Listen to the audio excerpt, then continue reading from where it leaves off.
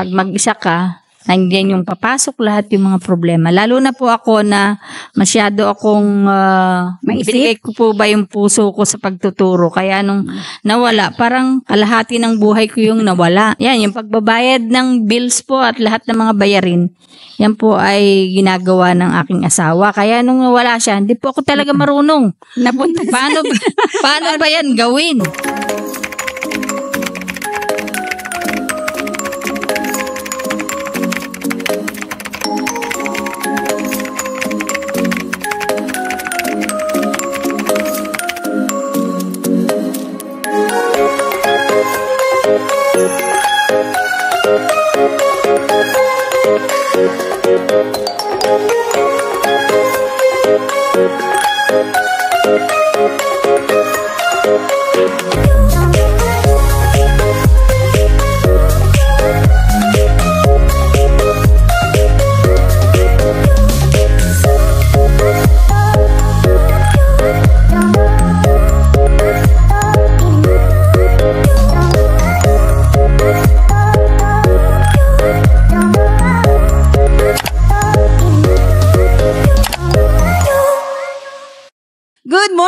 Good morning, and welcome to Usapang Kristiyanong Tahanan. Makakasama natin sa araw na ito ang isang jolly na nanay, isang guro at naging principal ng Adventist University of the Philippines. Walang iba kundi si Ma'am Nancy Vigafria. Welcome po at good morning, Ma'am. Good morning and happy Sabbath. Ay yes, kamusta po ang ating buhay? Mabuti po naman sa tulong ng Panginoon. Ay, yes. Welcome po sa UKT. Nagagalak tayo na makasama si Ma'am. Yes. Ano mo nung ako'y nag-aaral pa sa AUP, ay nagtatrabaho kasi ako sa cafeteria. Tapos katrabaho ko si Kuya Nick. Nakikita ko lang doon si Ma'am Nancy. At hindi ko akalain na ngayong umaga ay makakatabi na natin siya at makakausap. Yes! Yan. Kami po ay patuloy niyong subaybayan sapagkat napakahalaga sa araw na ito ang muli nating pag-uusapan.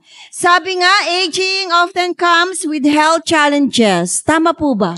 Tama po. Maraming challenges. Ano ho? Yan ay kasama sa buhay. Ayan. Plus, being widowed, no, may exacerbate, should I say, these issues due to the loss of caregiver or emotional support. Talagang common yun, ano? Andyan yung panahon, lumilipas, umiidad tayo. Plus, sa kalagayan ni Ma'am, na ang kanyang minamahal na asawa ay syempre nagpahinga. Imagine mo, no, yung kailangan mo ng emotional support, 'di ba? Aba, talaga namang malaki yung epekto sa physical health. Tama po ba? Totoo po yan.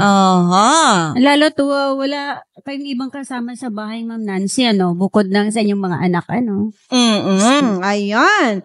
Meron po tayong ilang mga katanungan na nais nating malaman kay Ma'am Nancy sa umagang ito. Una po, ano po yung mga common health concern and how you maintain physical health as you age po? Sa kasalukuyan po, ako ay talagang napilitang mag-retire ng maaga. Na bagamat labag sa aking kalooban, ngunit kinakailangan dahil ang aking pong health condition ay dumating sa puntos na talagang bumigay na. Kumbaga sa makina po ay overused na. Kaya yun po ang naging advice sa akin ng doktor na ako ay magpahinga. Talagang dumaan po ako sa matinding kalungkutan dahil sa akin po ang pagtuturo ay talagang yun ang buhay ko. Kaya nung sinabi po sa akin ng aking cardio at neuro na kailangan na pong akong magpahinga, talaga pong iniyakan ko ng gusto yun. At yun po ay talagang halos 1 year po akong pinaglabanan ko po yun. At sa tulong po ng panalangin at ng payo ng aking mga kaibigan, ay nalampasan ko po yun talaga. Ma'am, ilang years na po kayong wala sa serbisyo? Bale po ay 3 years. 3 years. Oh, wow, 3 years. So, medyo naka-adjust na si Ma'am. Medyo naka-adjust na. May mga times po ba na namimiss nyo pumunta ng school? Totoo po, kasi yun naging po ang naging takbo ng buhay ko. talagang 6 o'clock po nasa school na ako. Kaya pagdating po ng panahon, yung oras na ganun, nagigising po ako at pag nakakakita ko ng mga batang naka-uniform na naglalakad, iba po yung bigat sa puso. Talagang nandun pa rin po talaga. Papaano nyo po ngayon tinutulungan nyo inyong sarili, no? Kasi kahit papaano merong physical effect sa kalusugan ng pangangatawan. Paano nyo po natutulungan yung sarili nyo na ma-overcome yung ganyang sitwasyon? Unang-una po ay panalangin. Yes. At sa mga payo po ng kaibigan, mga ninang, yan po si Ninang Palomero. Isa po yan sa nakatulong sa akin ng malaki. Dahil hindi lang po panalangin ang kanyang binibigay sa akin, kundi mga payo kung paano ko po malalampasan yung kalungkutan. Lalong-lalo ng higit sa pagkawala po ng asawa ko. Kasi malaking factor, nawala pa ang kasama sa buhay ni Ma'am. Siyempre, nadoble, nadoble yung iyong emotion na, yung loneliness, yung nararamdaman mo. Kasi unang-una, nawala yung passion mo sa trabaho, which is love na love mo. Ay, di pangalawa, nawalan ka rin ng kasama, katuwang sa buhay. Mabilis po ba yung naging impact sa inyo sa kalusugan, pangkalusugan? Opo, kasi sa akin kasi ang pagtuturo ay talagang nagbibigay saya sa akin. Nawawala yung mga problema kong naiisip sa araw-araw. Basta ako po'y nakaharap sa mga bata. Dahil yung passion mo sa pagtuturo at yung nakikita mo sa mga mukha ng estudyante mo na masaya sila, yun ay nagdudulot ng lubos na kaligayahan. Tunay nga naman, talagang ang passion natin sa mga nagtuturo, sa mga guro, ay talagang andyan po yung dedikasyon. Hindi lang basta nagtuturo ng lesson, talaga naman yung mother figure. Yun. Diba? Yun yung point. Yung nanay na nanay ka talaga. Lalo na sa mga elementary pupils. Kaya mga anak, inyong pakamahalin ang inyong mga guro dahil hindi lang sila basta nagtuturo sa inyo, talagang wholeheartedly andyan yung puso nila at isipan sa paggabay sa inyo. Nagnanay figure talaga sila sa classroom. Okay, sundan natin yan ang katanungan, Ma'am. So, what are the emotional and mental health challenges that retired and widowed women may face and how can they seek support? Ayun po, number 1 is yung loneliness. Kasi talagang pag mag-isa ka, nandiyan yung papasok lahat yung mga problema. Lalo na po ako na masyado akong binigay ko po ba yung puso ko sa pagtuturo. Kaya nung nawala, parang kalahati ng buhay ko yung nawala. Pagkatapos nga po, yung mga, yung pagbabayad ng bills po at lahat ng mga bayarin, yan po ay ginagawa ng aking asawa. Kaya nung nawala siya, hindi po ako talaga marunong. Napunta paano ba yan gawin? Talaga pong parang atalos ako. Pero talagang malaki po ang nagagawa ng prayer. Kaya sabi ko, Panginoon, tulungan mo po ako na mawala itong kalungkutan na ito at sa ibang paraan po ay magamit ko yung aking skills and talents pa rin na ako po ay willing magpagamit sa inyo. Basta ako ay inyong tutulungan. Kaya masakit na po sa katawan dahil sa malimit na nakukonfine sa hospital at masakit pa po lalo sa bulsa. Yes. Kasi hindi ko po naabot yung number of years at yung age. Kasi 58 pa lang po ako nung nag-retire. Opo. At talagang mabigat po talaga sa kalooban. Pero sabi ko nga, Panginoon, tulungan mo ako na maunawaan ko kung bakit ito ay nangyari sa akin. Pero kasi may plano ka, pero may plano ang Panginoon para sa iyo Opo. Kasi ang plano mo maabot mo yung years of service at saka yung age. Pero sabi ko, bakit 58 pa lang ako talagang pinatigil ka na? Bumigay na. Kasi nga po, doon ko din na-realize yung nagre-reflect ako. Masyado po akong workaholic. Kaya ang payo ko po ay talagang alagaan po yung kalusugan. Nako, panawagan na ito. Oo. Ako personally, talaga naman. Mga paalala. May talagang may diin sa akin yung sagot ni ma'am Parang, may na-realize nga ako para ba yung tinodo mo yung serbisyo mo? True. So, hindi mo naabot yung span, yung years ng serbisyo, naabot na ng katawan mo. Oo. No, yung pagtatrabaho mo. True. Nasagad na yung years of service mo. Oo. Kasi nga, workaholic Tinodo diba? So, though yung years of service hindi pa tapos, pero yung serbisyong pangkatawan, todo na. Sabi nga, serbisyong totoo. Ang inyong ipinagkaloob. Talaga namang walang humpay. Kaya sabi siya ng Panginoon, Ma'am Nancy, ay todo na yung iyong ginawa. Ay, kailangan mo nang magpahinga. Yung unang stroke ko po, nangako talaga ako sa Panginoon na alagaan ko yung kalusugan.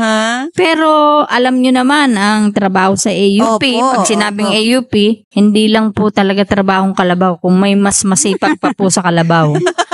Na halos yung tulog mo talagang isasakripisyo mo, alang-alang na may handa yung mga documents. Lalo na pag-accreditation siguro. Totoo po. Ay nung pumasok po ako na maging principal, talagang pong hindi handa yung isip ko dahil mas gusto ko po talaga yung nagtuturo. Kaya kahit po ako'y principal, kumukuha ako ng load, yung teaching load sa mga teachers. Na kasi po, pag sa office ka lang, mas lalong maraming problema ang maiisip mo. Samantalang kung kaharap mo yung mga bata, ngiti pa lang po nila, inspirasyon na yung para sa'yo. Totoo nga naman, ano? Kasi nga, pag maghapon ka na sa opisina, paperworks, lahat, naku, talaga kaharap mo. Hindi man po pwedeng humalakhak ka kasama yung mga papel. Mga papel. Baka po mapagkamalang kang natililing ka na. Pero kapag kaharap po yung mga bata, nawawala yung iyong lungkot, napapalitan ng saya. Lalong-lalo na po kapag sinasabi nila na ikaw yung best teacher, ikaw yung talagang mahal na mahal ka. Nila. Pati yung mga magulang. Nakaka-lift up, no?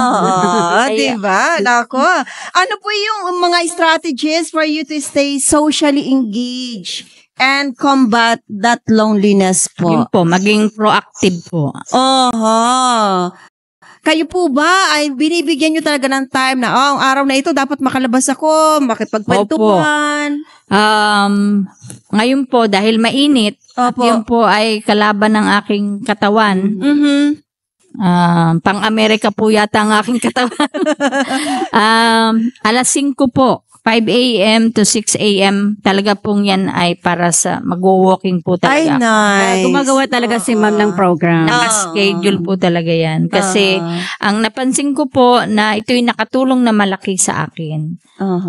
Kayo po ba may schedule din na kailangan yung may makaharap na tao, may makausap? Opo. At katulad nga po ng sabi ko sa inyo, yung mga mas matagal na po sa serbisyo at yung mga malapit po sa akin na talagang kinakausap ko po kung paano nila nalagpasan yung mga pagsubok sa buhay. Kasi financially, talaga pong napakahirap dahil na nga po sa hindi ko naabot yung years of service at saka yung age, napakaliit po ng aking pension. Kulang pa po sa aking maintenance. Pero ang talagang panalangin po ang nakatulong sa akin na malaki. At yung pong mga naging estudyante ko na nasa malalayong lugar, talaga pong sila'y nakatulong na malaki. Talagang kapag ang Panginoon ang kumilos ay walang imposible, na mapapaabot ang tulong. Yes, proven talaga. Na-mention kanina ni Ma'am yung walking. Diba? Napakahalaga din po pala as you age and considering yung situation ni Ma'am na nagkasakit siya, and then nawala ang kanyang asawa, ay talagang ini-encourage tayo na magkaroon ng regular exercise. Si Ma'am mismo ay nakakapagsabi na malaki ang tulong sa inyo physically, mentally. Malaki po. Yes po. Kasi halos 2 years na po ako na hindi na ako confine. At yun po ang pinagpapasalamat ko sa Panginoon. Dahil nakatulong po yung mga physical activities na yon para po mas lumakas ako. At especially, yung pagkain po talagang, yung diet po, True. ay malaking tulong din. Kaya pala magkatuwang Ma'am Shimay, no? Yung exercise plus nutrition. Yes. Oo, yung balance diet, diba? Nako, yung balance nutrition, hindi lang pala, may pagkakaiba po ba sa kinakain nyo before at ngayon? Yes. Kasi noong pong ako yung nag-work pa, siyempre, wala pong time sa pag-prepare ng pagkain. Madalian ko anong pinakamabilis na i-prepare. Yun ang dadalhin. Yun pala ay napakalaki ng epekto sa kalusugan. At ngayon ko po na-realize, nung ako'y retired na, wala ng asawa, nagkasakit. So, doon ko po nakapag-reflect po ako na malaki po ang nagagawa ng ating nutrisyon para po tayo ay mas maging malakas at lalo nang magkaroon tayo ng pagkakataon sa pag-ministry. Dahil hindi lang po tayo physically, spiritually, kundi ito po ay nakakatulong din sa atin mentally. Kaya magandang paalala yung sinasabi ni Ma'am Nancy, no, na ngayon nga retired na siya. Ay ngayon niya na nagagawa yung mga yung kaganda ng nutrition, yung mga talagang kailangan mo siyang i-prepare. Pero simple lang siya na pagkain, hindi yung mga instant, no? Yes. So, hintayin pa ba natin na magkasakit, mag-retire, bago pa natin gagawin yan? Sana sa ating mga taga-subaybay, ma-realize nyo, wag nyo nang hintayin po na humantong sa ganitong kalagayan. Bago natin ma-realize, kailangan ko palang maging maayos ang aking pagkain, maging malusog ang kinakain, makapag-exercise. Eto sa kabisihan natin, ma'am, ano po? Wala naman talaga tayong regular exercise. Maliban na nandito tayo sa kalagayang ito, kailangan pala ito. Oo nga. Diba? Kaya magandang paalala yung experience ni Ma'am Nancy Lalo na sa atin na hindi pa tayo nag-retired, ongoing pa yung trabaho. Mag-isip-isip na tayo. This is a good reminder, yung sinasabi ni Ma'am. At kapag wala tayong nararamdaman, feeling natin, okay 24 hours yung energy, energize tayo. Kaya to the max ang pagbibigay natin ng serbisyo. Tama po ba? Ano po? Kaya sinasabi na ang trabaho ay hindi natatapos, pero ang trabaho ang tatapos sa bawat isa sa atin. Ma'am, pagdating po dun sa sleeping habit ninyo nung kayo po yung nagtatrabaho at ngayon po, ano po yung pagkakaiba? Kasi po noong ako yung nagtatrabaho pa, ako po talaga pag may gagawin, talagang hindi ako makatulog. Saka yung aking, hindi ko po alam kung bakit. Siguro dahil sa isip ko din yun, hindi po nagpa-function yung digestive. Hindi ako nagugutom. Basta may trabaho ako. Hanggang hindi natatapos yun, hindi po ako nagugutom. Ay, grabe. Yung adrenaline, yung para talagang maging masigla yung katawan para magawa. Ma'am Shimay, curious lang. So, yung kanyang tiyan, hindi nangingi ng pagkain kasi yung isip niya nagtatrabaho. So, ganun ba talaga yun? Kasi nasanay siya na baliwalain. Actually, ang brain nagko-command, gutom ka na. Kaya lang, mas inuna at na-practice ni ma'am, napakinggan na, ang dami kong gagawin. Trabaho muna, bago kain. Later na, hanggang sa na-use na siya. Akala niya hindi pa siya gutom, pero nagsisignal na actually yung body, gutom ka na. Kaya yun po ang mali na ginawa ko.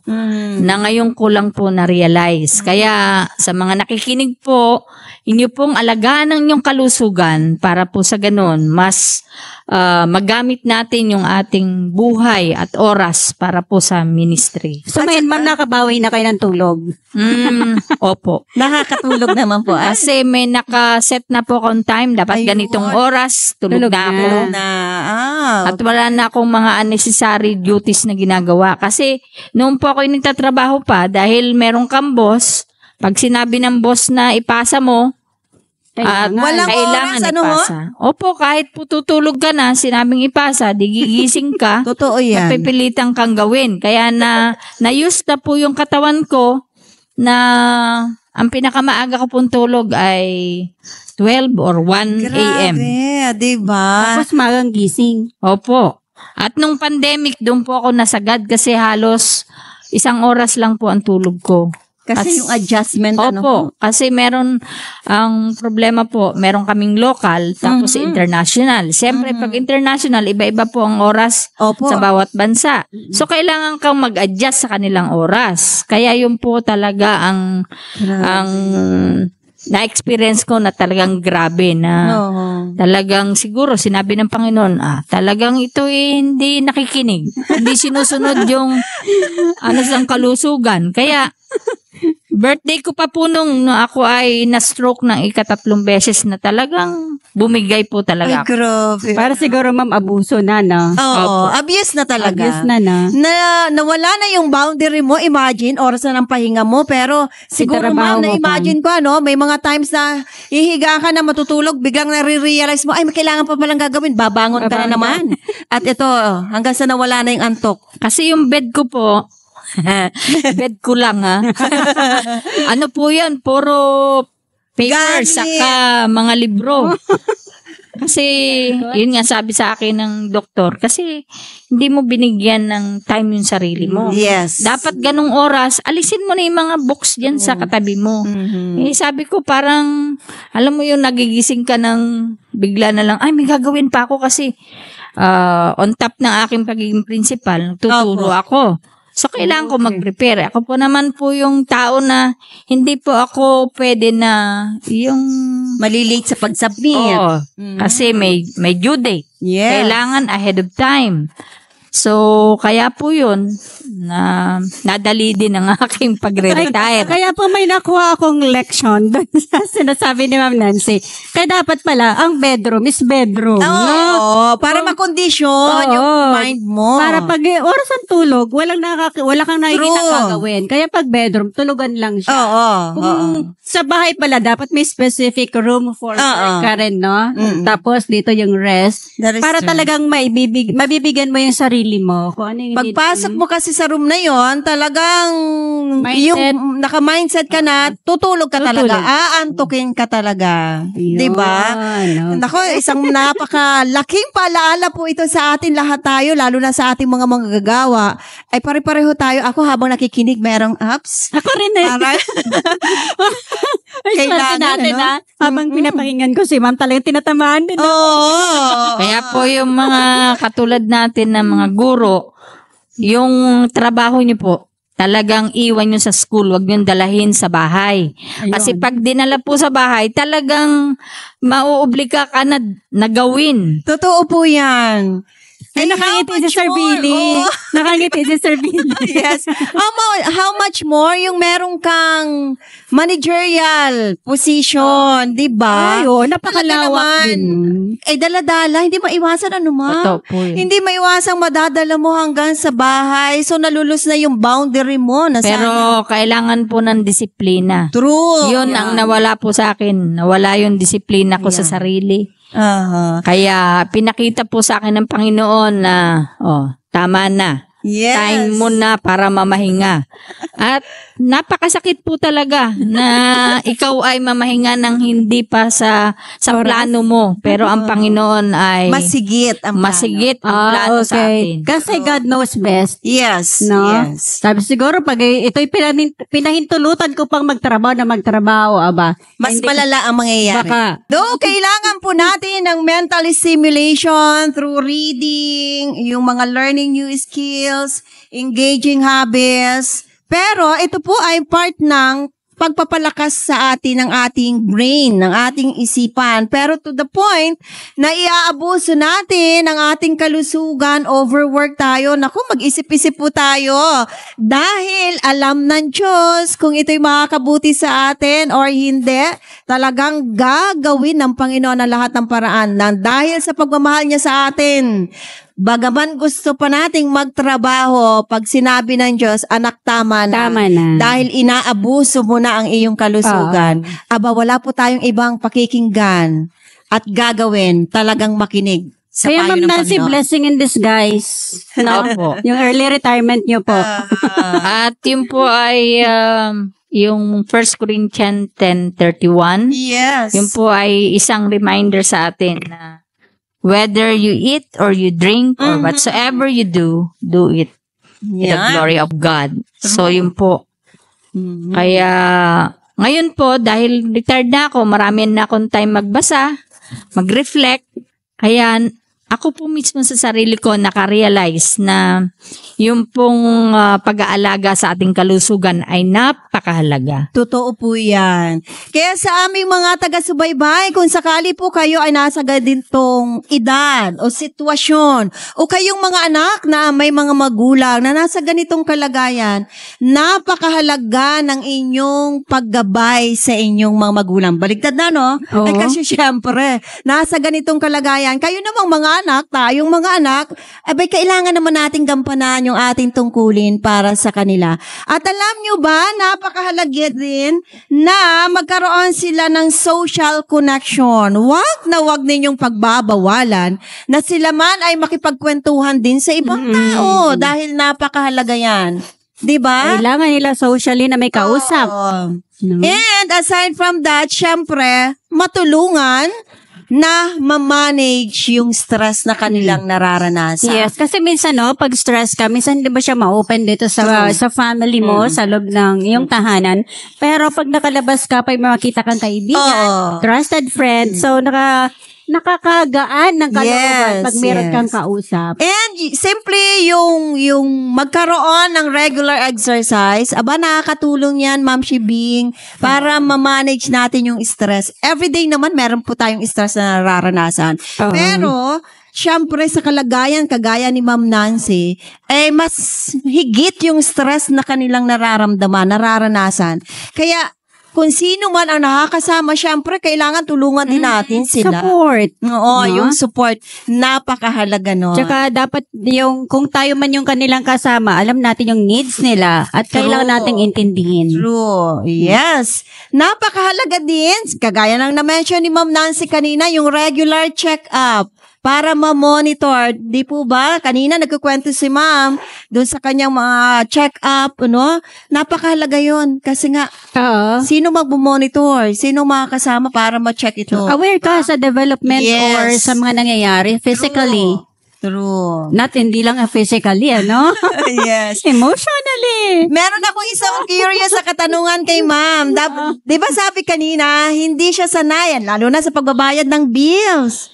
Ito pala, habang umiidad, kailangan din po pala yung encourage natin yung independence. Ma'am, paano po kayo nag-survive? Natutunan nyo na po bang magbayad ng bills? Natutunan ko din po habang tumatagal. Kasi nung una, dahil nga po, gano'n ang usapan namin ni Nick na hahati po kami. Kasi dahil nga po sa karamihan ng work ko, sa school, yung pagiging principal. Kaya po yung mga bagay na ganun, hindi ko po napagtuunan ng pansin. Na dapat po pala ay nabibigyan din natin ng panahon na natututo din tayo. Kasi at alos po talaga. Hindi ko alam, pag pumunta ako sa bangko, ano bang pipindutin ko dito? Kaya pala dapat, Ma'am, nangingialam. At hindi mo binibigay yung full responsibility sa asawa mo. Dapat alam mo din. Para pag half pala talaga. Dapat sama-sama din, para paano nga ba yan, no? Diba? Kasi po kami, nagkaroon nga po kami ng division of labor, lalo na sa pamamalengke. Ayoko po sa palengke, sa wet market. Kasi kung mabasa, ba't saka mabaho? Opo. O ako dun sa supermarket kasi hindi mainit. Kaya yung asawa ko po talaga nung nawala ay talagang malaking kawalan sa akin. Dahil yung pagluluto, hindi ko po yan alam kung paano magluto. Pero habang tumatagal, yun, napag-aralan ko, ganito pala yun. Marunong na akong mag-budget ng time. At marunong na rin ako kasi, yun nga, dahil busy po ako, sabihin ng asawa ko, sige, bigay mo lang sa akin yung budget sa pagkain, ako nang bahala. So, sabi ko, napakahirap pala, ito sa bills, paano kaya yun napapagkasya? Diba? So, very important to encourage na magkaroon sila ng independence pagdating sa decision making.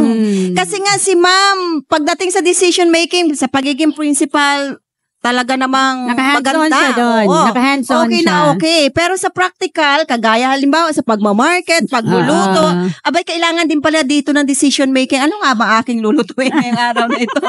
Kung hindi mo alam, nakaka-stress din yan, Ma'am. Oo naman. Oo. Nakakadagdag po ng stress. Kasi pag gising mo sa umaga, yung anong menu? Babaunin, kakainin. Ayoko mag-isip niyan, kaya pinapasa ko sa asawa ko. Kaya dapat po rin nating matutunan bilang may bahay. Ay ako po talaga, ang laki po ng kawalan nung mawala yung asawa ko dahil yun nga po, hindi ako marunong, lalo na pag maramihan. Pag pang-amin lang po, kaya ko yun. Pero pag yung may mga patlak na, ayoko po yun kasi isipin ko ilang kilo yun. Sabi ko, nakaka-stress yan. Sa aming mga taga-subaybay, kung sakali po, meron kayong kagaya ni Ma'am Nancy na kasama sa buhay, come on, i-boost nyo yung self-confidence, bigyan nyo po sila ng rights na magkaroon ng pagdidesisyon sa mga simpleng bagay, kasi alam nyo po ba, nakakatulong po yan para maboost yung kanilang self-esteem. Kasi syempre, sa kagaya ni Ma'am Nancy, gustong-gusto niyang magturo, pero syempre, inalis na siya sa ganong kalagayan sa pagtuturo, which is yun yung desire niya. Naturally, yung self-esteem ni Ma'am, medyo parang bumababa. So, sa pamagitan lang ng pagbibigay sa kanila ng, sige, mag-decision kayo, ano ang inyong gustong gawin? O anong decision nyo pagdating dito? Hindi porket tumatanda sila, tayo na ang magde-decide para sa kanila. Diba? Kailangan bigyan din sila ng time para makapag-decide. Tsaka mahirap yung nabibigla, Ma'am Shemay, no? Yung mahirap yung nangangapa at para bang siya ka, ay ganito pala yun. Yes. Dagdag stress, no? Oo. Okay. And another one, Ma'am Chibing, napakahalaga pala na maging supportive tayo. Magbigay tayo ng panahon na makinig and i-validate ang kanilang emotion. Yes. Tama po ba? Totoo po yun. Kasi ang pakikipag-usap po sa iba, yung pinakakatulong na malaki. Kapag ang kausap mo ay problematic, nahahawa ka. Kaya huwag ka makikipag-usap dun sa mga tao na nega. Dapat positive. Mga toxic na tao, huwag mong kausapin kasi madadamay ka. Kaya mas maganda na humanap ka ng mga kaibigan na makakapagbigay saya. Kaya ako po ay natuwa nung ako po ay tinanggap dito sa Hilltop dahil naramdaman ko po yung kanilang acceptance sa akin. At mapapansin nyo na talagang sumasama po ako dun sa mga grupo na masasaya. Tulad nyo. Yes. Kaya mga anak, sa ating mga taga-subaybay, ay wag niyo pong kalilimutan talaga yung support nyo emotionally, no? Sa ating mga magulang na umiidad na, lalo na sa kalagayan ni Ma'am, na widow na siya, aba, talagang doblehin, triplehin po natin ang ating emotional support sa kanila. Diba, Ma'am Shibi? Yes, tulad din po naman nung tayo mga maliliit pa, kung paano din tayo inalagaan ng ating mga magulang, aba, pag yung ating mga magulang naman ay humantong sa mga edad na medyo ay di ba bumabalik na abay oras naman natin na gawin kung paano naman tayo inalagaan nung kailangan natin ang kanilang pag-alaga sa mga panahon na yan. And of course, kung talagang wala na kayong kakayanang gumawa or hindi nyo na alam, should I say, kung ano ang gagawin para matulungan, abay wag po kayong mahihiyang mag-seek ng professional help. Yes. No, di ba? Kasi napakahalaga nito. Ayan, tulad nga ng sinabi ni Ma'am Nancy kanina, mamili tayo ng mga taong makakatulong talaga sa atin, na makausap natin silang nakapagbigay positive vibes lang. At syempre, wag po ninyong kalilimutan ang kauna-unahan at best na maglilend sa atin ng help ay ang ating Panginoon. Yes, po yun. Ma'am Shibing, di ba ang ating Holy Scripture merong sinasabi about this? Yes, kaya po napakaganda itong ating mababasa sa 1 Corinthians chapter 6 verses 19 to 20. It says, "Do you not know that your bodies are temple of the Holy Spirit, who is in you, whom you have received from God? You are not your own. You were bought a price. Therefore, honor God with your bodies." This passage underscores the idea that taking care of one's physical health is a form of honoring and respecting God. Yes, that is true. Let us remember Maintaining and supporting and nurturing environment along with encouraging healthy lifestyle habits can help your parents physically, mentally, and also emotionally healthy as they age. Wow. Ang lahat ng ito ay hatid sa inyo ng Usapang Kristiyanong Tahanan. Mga magulang, huwag ninyong karitaan na ituro ang salita ng Diyos sa inyo.